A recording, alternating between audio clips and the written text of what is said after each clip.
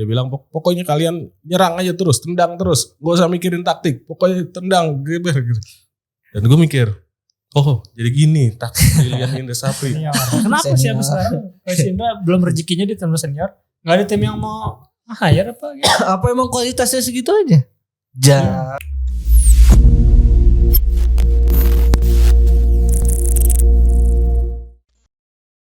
Kembali lagi di Ruang Pandit bersama saya Azid, Abdi, Irawan. lepas budget. ya kan kita habis gagal mempertahankan emas. Karena motor kita kurang emas. Oh iya sih. Nah, jangankan mempertahankan emas, mencapai target pun enggak gitu kan. Ya. Jadi, Jangankan mencapai target, iya. lolos grup pun enggak. Iya juga. Iya juga. Tadinya gue udah nyiapin narasi jangankan mencapai target, ngegolin lewat open play pun nggak bisa. Nah, udah ternyata Walaupun golin ada di 10 ya lumayan menit lah terakhir. 3 iya gitu kan. Hampir aja itu kan Myanmar kalah. Itu gue udah nyiapin tuh narasi kok kalah lawan Myanmar tuh malu sumpah. Sialan banget kayak gitu. Tapi bukan harusnya nanggung ya, udah kalah aja sekalian. Iya sih. Jadi cuman kan ya secara pemainnya mungkin masih mau menunjukkan gitu ya.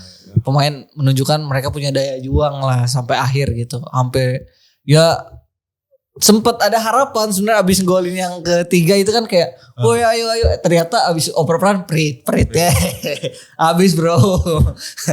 Kemarin ngapain aja? Iya bro. Kemarin ngapain aja gitu. Baru 5 menit terakhir gitu berjuangnya tuh.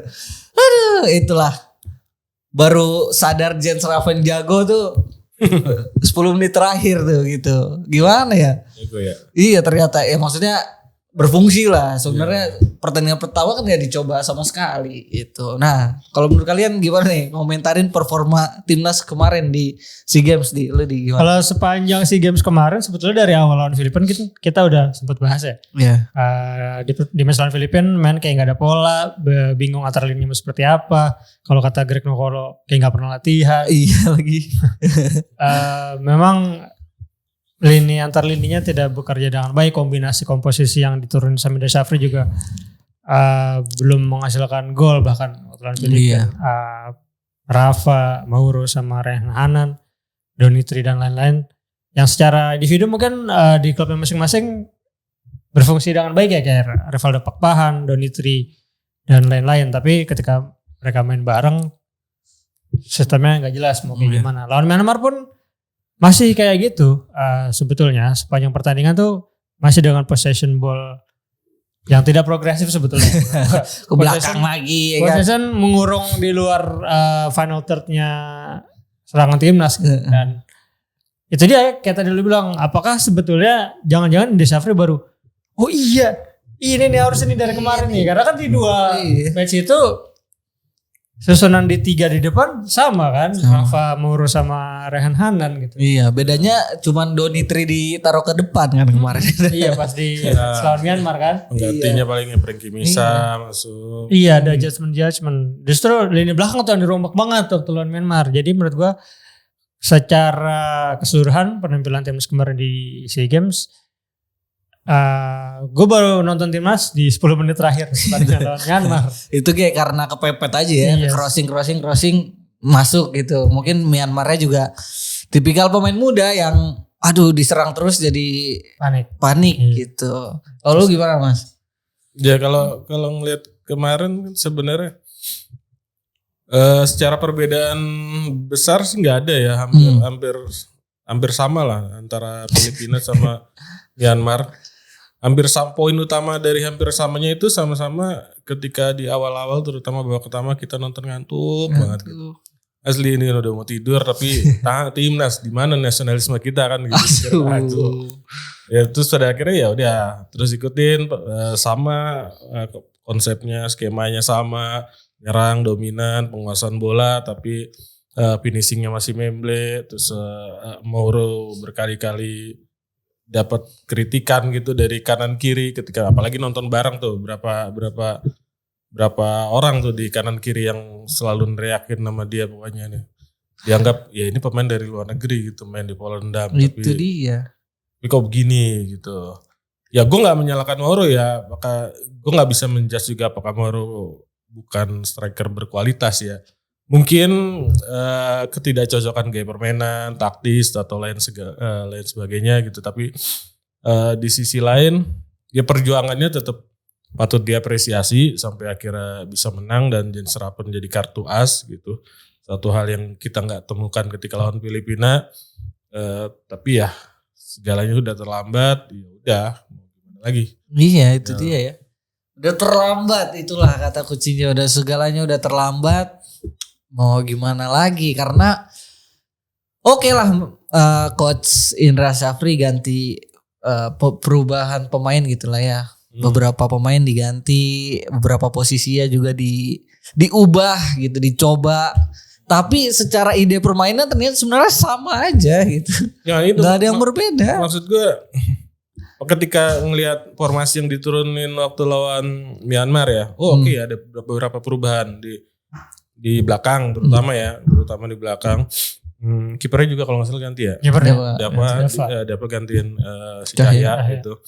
Di tengah masih ada Ipar, masih ada Rivaldo ya. Terus depannya masih sama. Tapi ya secara kita berpikir ini ada suatu ide yang pingin disampaikan lagi nih sama Indra Syafri khususnya ya. Kita nggak bicara keseluruhan staf pelatih dulu gitu. Apakah ini taktik yang disimpan gitu kan? Kita sempatnya ini mungkin taktik yang disimpan. Mungkin saat kepepet. Mungkin ada evaluasi akhirnya ide-ide sesuatu yang brilian dimunculkan Indra Syafri gitu. Tadinya sebetulnya emang timingnya dikeluarkan pas kalau Kamboja bisa main. Iya.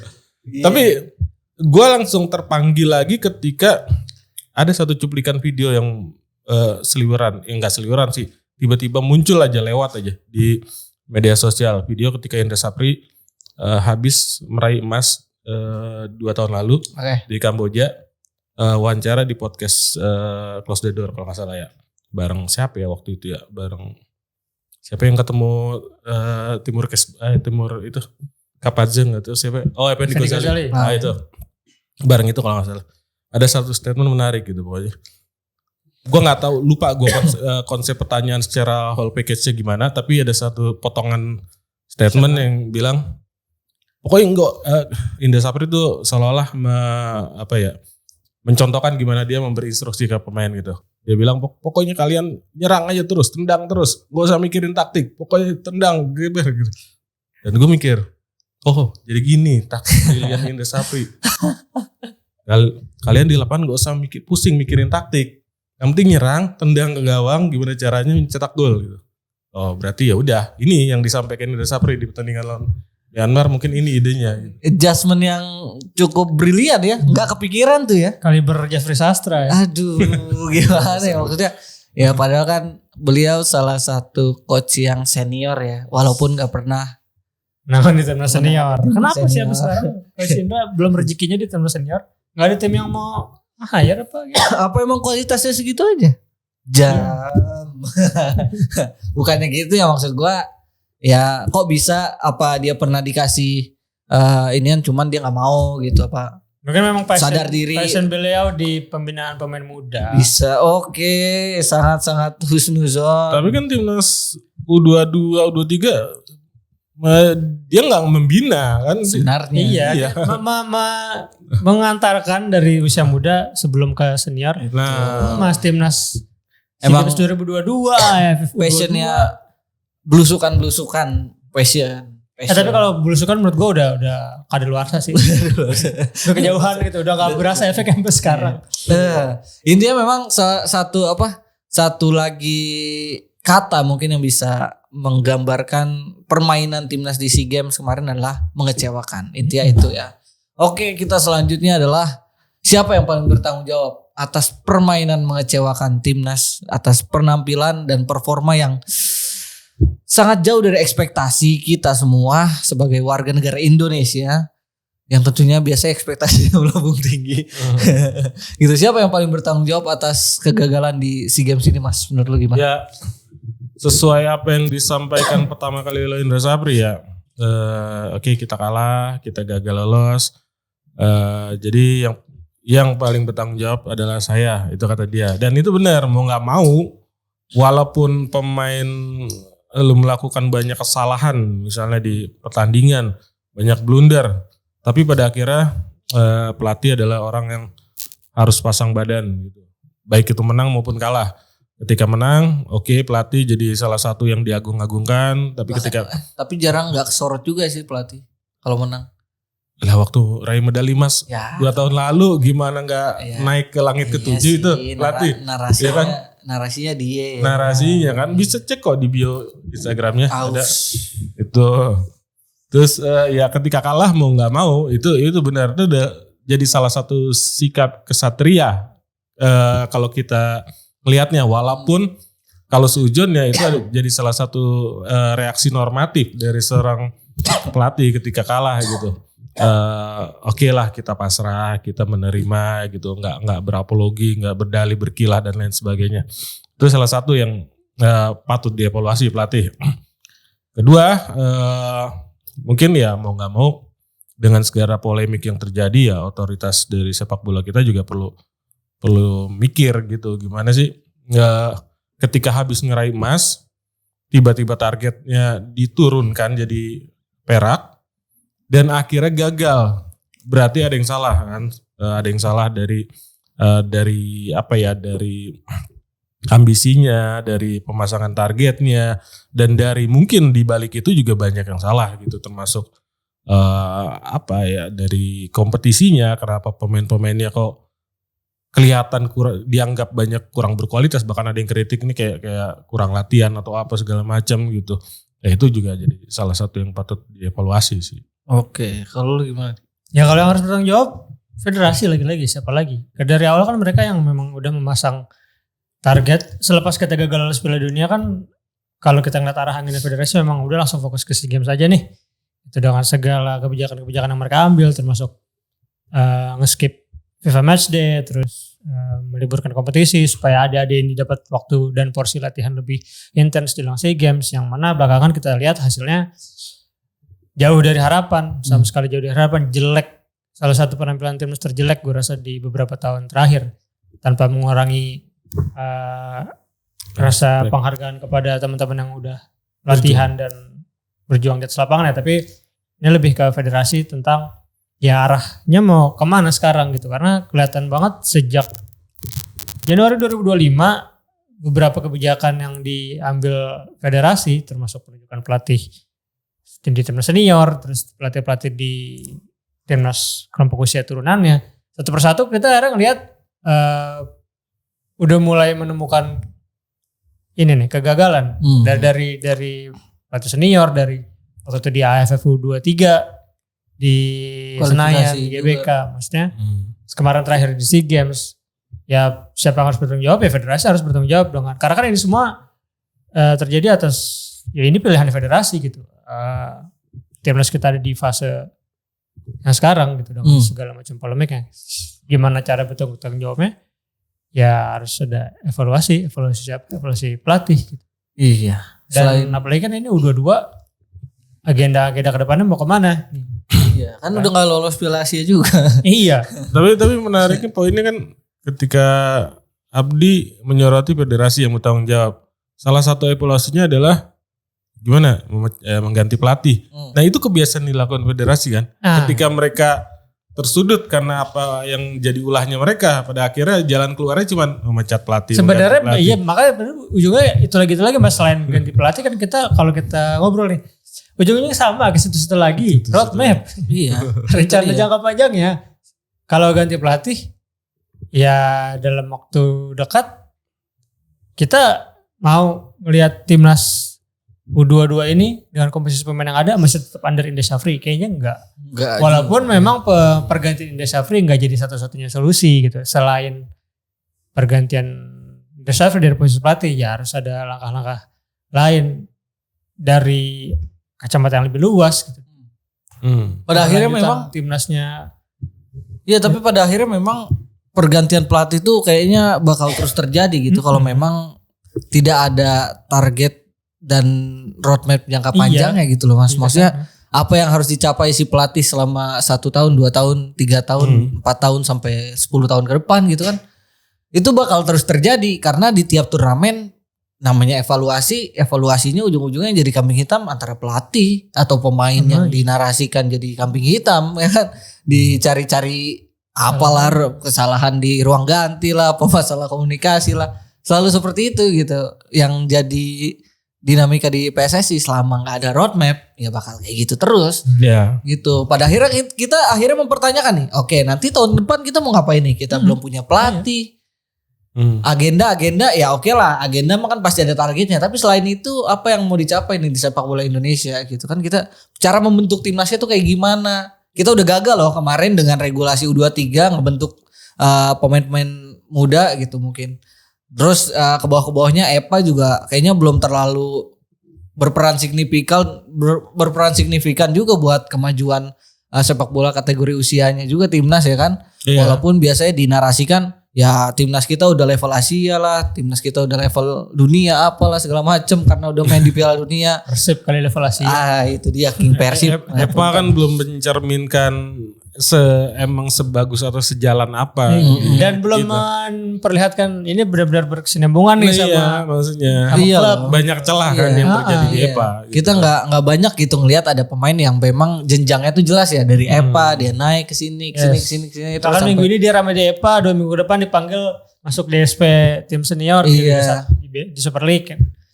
Cuma beberapa tim aja kan yang kayak Persija mungkin sudah melakukan itu gitu. Selainnya masih ngambil dari SSB atau apa segala macam. Jadi ya bullshit lah gitu kalau mau mainin narasi piala timnas kita udah ada level Asia sedangkan kita nyari pemain timnas saya masih bingung.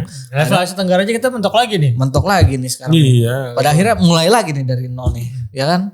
Ya harusnya ketika kita gagal ke Piala Dunia tuh udah jadi pukulan telak tuh, udah ibaratnya jatuh lagi ke bumi kan, bahwa ya bukan level dunia, kita nggak level dunia, kita belum lolos Piala Dunia kok gitu kan, kita masih gagal, masih sama yang lain ya levelnya balik lagi level Asia Tenggara aja dulu ditaklukkan gitu kan.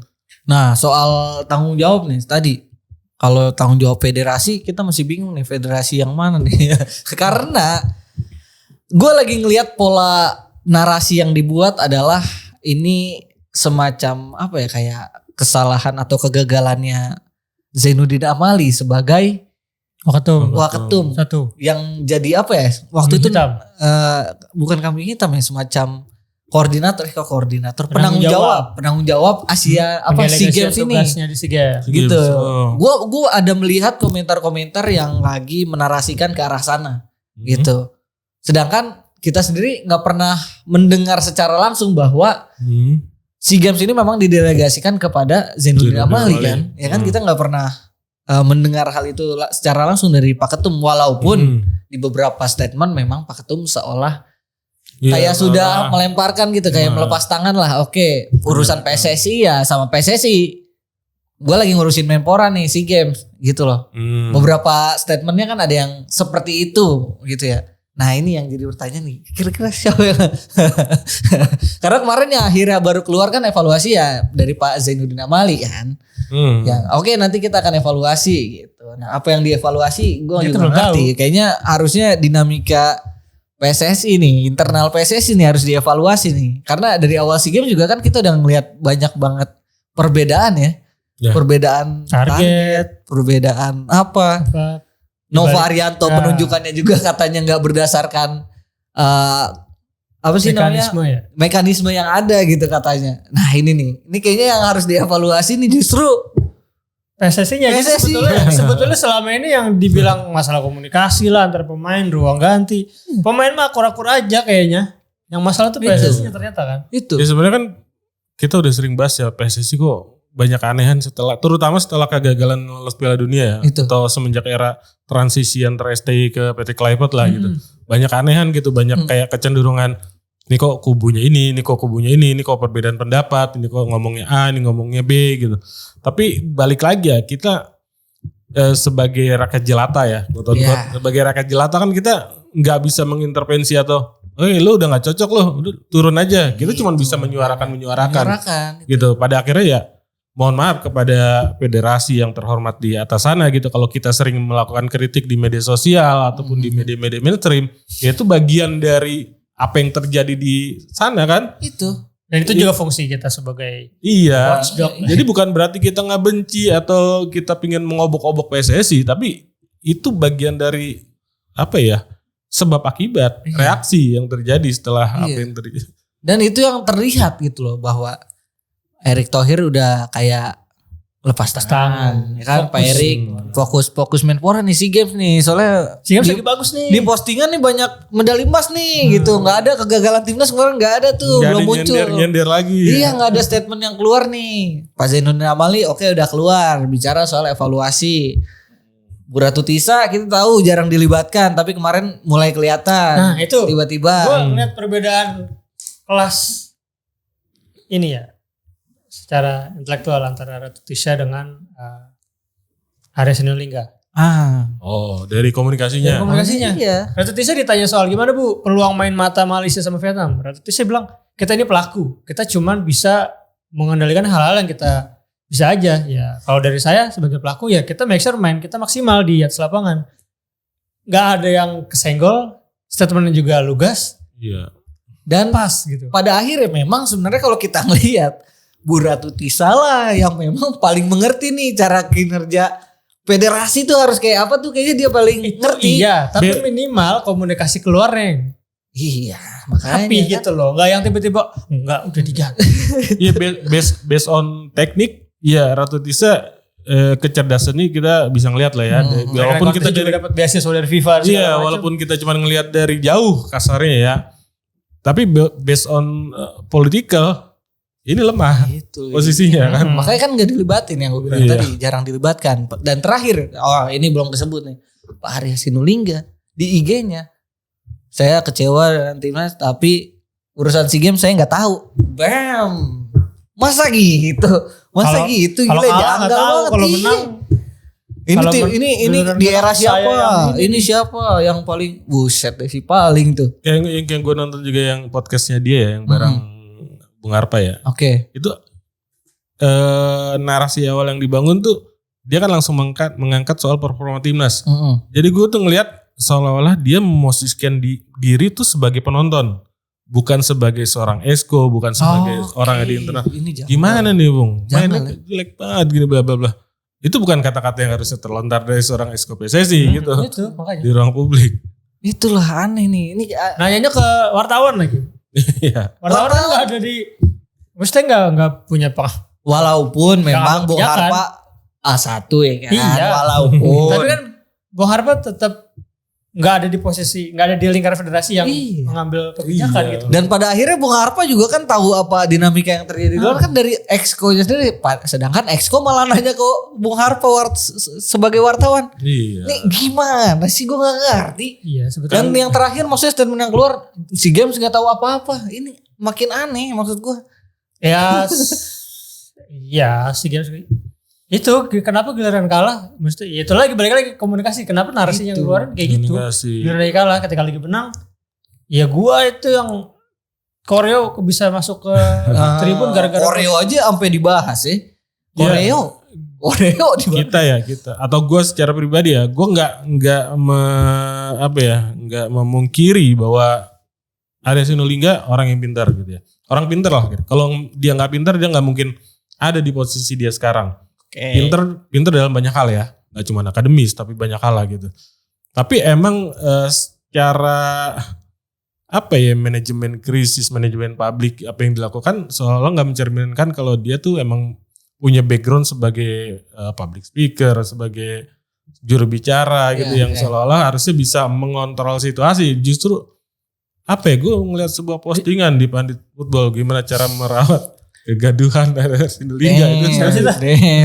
Berarti kan memang ini orang spesialisasinya ada gitu kan. Iya sebenarnya. Gitu. Itu berarti pintar, tapi ya ketika kepintaran tidak digunakan dengan bijak, orang bisa jadi villain. Itu maksud gue janggal banget sih, masa tiba-tiba keluar tuh statement kayak gitu. Pada akhirnya oke lah, ini yang sepertinya harus diselesaikan lebih dulu, yaitu dinamika internal PSSI. Itu kayaknya harus Kayaknya harus Pak Erik harus mimpin rapat exco deh. Kayaknya udah lama nggak rapat nih. Kayaknya udah lama nggak ngobrol dah ya. Kayaknya ya. Karena dengan makin kesini tuh PSSI makin pelik nggak sih Mas? Maksudnya makin kayak ini kenapa sih kutukan organisasi ini tuh selalu dijadiin karena maksudnya kendaraan politik gitu loh. Sampai sekarang tuh kita melihat statement beda itu. apa gaduh ini bikin masalah, ini bikin statement apa kegaduh. Itulah.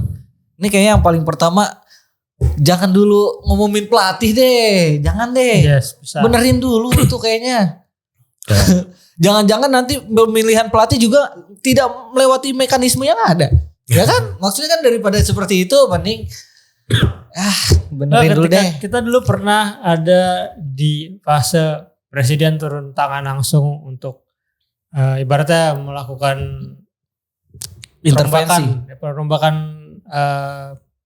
di tubuh PSSI lah gitu. Presiden Jokowi dengan Erick Thohir gitu. Tapi pada perjalanannya ternyata kita juga melihat langkah-langkah yang diambil PSSI di sepanjang kepemimpinan Erick Thohir juga pada perjalanan ya aneh, bukan aneh kayak ya itu kita lagi progressing tapi ada aja dihantam pergantian pelatih. Tapi waktu semenjak Pak Erik gitu ya. Ini kita ngomongin timnas aja. Timnas oke, langsung pas tiba-tiba Pak Erik langsung karena pas Pak Iwan Bole kan udah lumayan ya, udah stabil, langsung naik sama Pak Erik. Terus tapi 2025 langsung langsung nol lagi nih, minus langsung nih. Maksudnya gue ngelihatnya ketika akhirnya kita dapat pengurus PSSI yang ya terlepas dari segala intrik politiknya yang capable ya. Nyatanya kita bisa dapat orang-orang profesional gitu. Teman-teman kita di PSSI kan kita tahu teman-teman kita pintar semua gitu. Orang-orang keren lah gitu. Bukan yang cuma sekadar izin bapak gitu. Tapi ternyata termakan, gue nggak tahu termakan ego misi politika apa gimana. Iya, maksudnya ya mereka capable, apalagi kalau bicara Pak Erik kita belum pernah ada. Tapi kayak kemaslahatan federasi dan olahraganya gak dipikirin, lebih mikirin nasib gue gimana nih ntar nih. Mungkin ya, tapi ya itu maksudnya Pak Erik capable, terus ya berpengalaman mungkin, terus punya link up juga, koneksi di luar negeri. Kita nggak pernah loh, maksudnya yang bisa ngobrol asik sama Presiden FIBA kan gitu, kita belum pernah kan. Maksudnya belum pernah loh gitu kan. Tapi ternyata realita yang terjadi tidak sesuai ekspektasi pada nyatanya itu. Oke lah, itulah intinya. Dan yang terakhir tadi sebenarnya udah kita bahas juga ya soal selanjutnya harus apa. Oke, yang pertama gue rekap itu harus membersihkan lu nih. Coba rapat, kalian kayaknya udah lama gak ngobrol nih PSSI nih. Perbaiki dinamika, kemudian mungkin menunjuk pelatih. Nah, menunjuk pelatih ini sekalian langsung coba ajakin sama Pak Direktur Teknik. Sambil ngomongin nih Villanesia nih. Itu tadi nih PR-nya nih. Iya. Villanesia roadmap yang katanya waktu itu pas gue nanya kan, itu katanya 2026 bakal di upload tuh yang utama dan yang lebih lengkap dibanding 3 lembar. Maksudnya lebih lengkap lah intinya daripada 3 halaman. Oke, itu menunjuk pelatih, memperbaiki Villanesia dan bikin roadmap. Nah, barulah sisanya oke lah kita tinggal nuntun aja gimana nih perjalanannya. Nah, kalau menurut kalian gimana guys soal evaluasi dari performa timnas di SEA Games kemarin dan apa kritikan kalian untuk PSSI ke depannya? Tulis di kolom komentar.